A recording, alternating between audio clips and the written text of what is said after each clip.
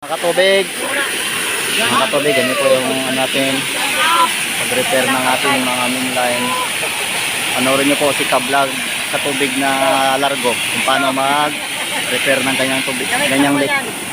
Yun na po, nakikita nyo na po kung paano siya mag-repair. Puputulin nyo lang po muna.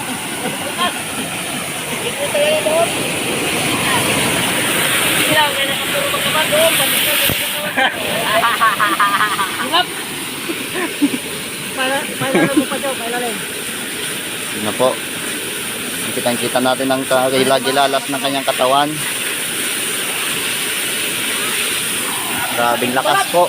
Pero mahina lang po yan sa totoo. Dahil mahina po ang tubig natin ngayon.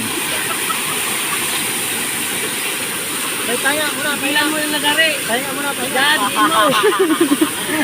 Yan, training ba? Training. Wala na pinatulak ka lagari ah. Training yan, training.